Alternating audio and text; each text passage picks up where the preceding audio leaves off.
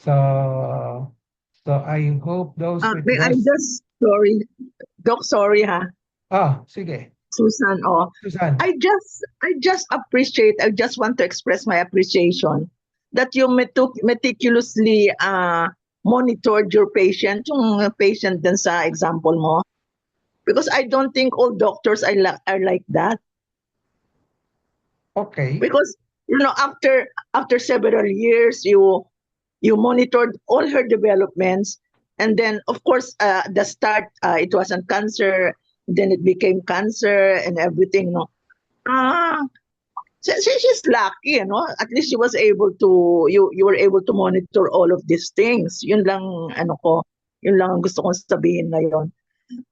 Why am I saying this? Because you're also monitoring me, right? Yeah. You I had mastectomy 2023. Magto 2 years na ako ngayon, no? Fortunately, the last time I saw you, that was, was it last week, the other week? You said no clinical evidence of recurrence, which is also something na uh, nakakawala ng anxiety. But again, you told me that I have to see you after 2 months, something like that. Sa akin, I appreciate that, no? Kasi we don't know yung workings ng cancer eh. Like ako, for instance, I remember that before the findings, uh, ano, fibrocystic chains, no? And then all of a sudden, when I saw you after the COVID, I saw you because masakit yung left breast ko, plus nagdudugo na. Yun yung just want to express this and tell it to our co-participants. Okay. Thank you. Thank you for those for that feedback. No? Mhm. Okay. What will I say? I-ask my secretary muna.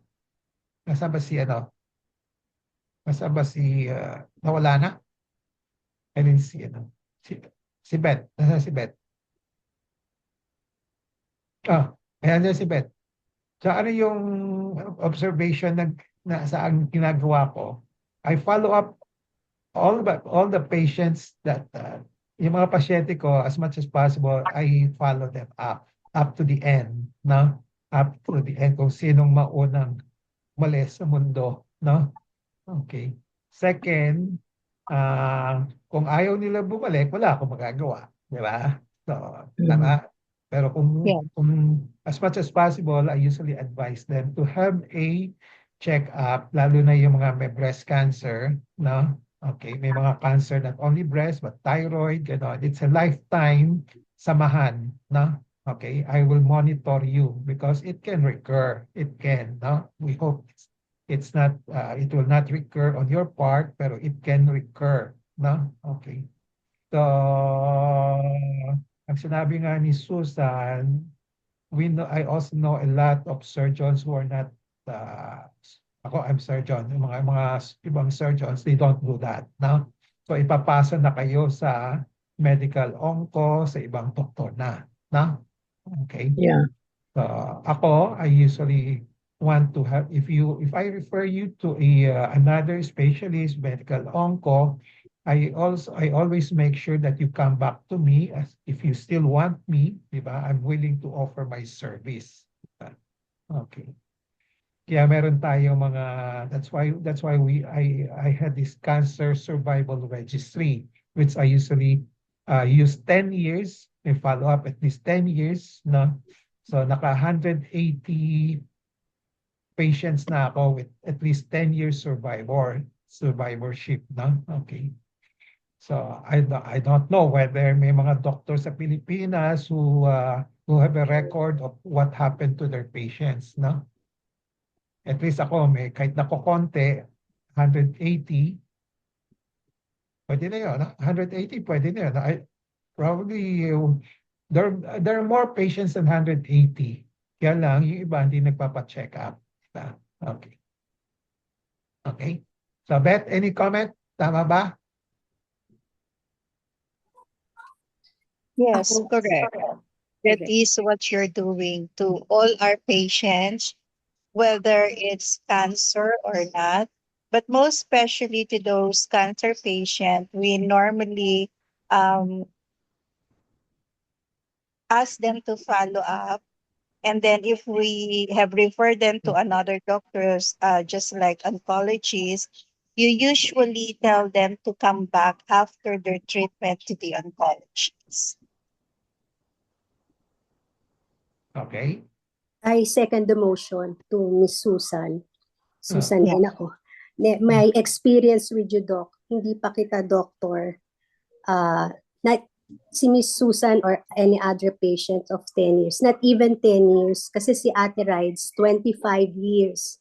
You still monitor her. Yeah. So parang kahit may risk, parang ako ngayon, kahit may risk, having you around, parang no risk na ako.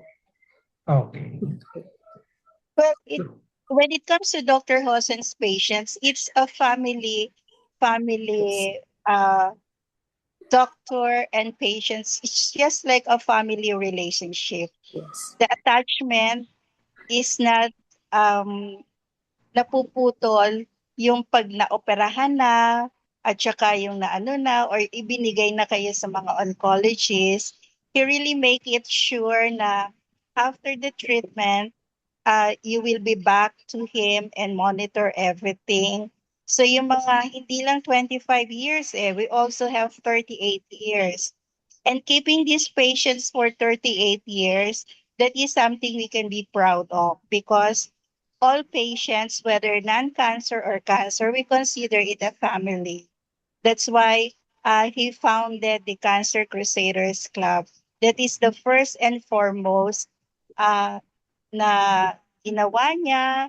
We started it before the EDSA revolution and until now ganun pa rin siya.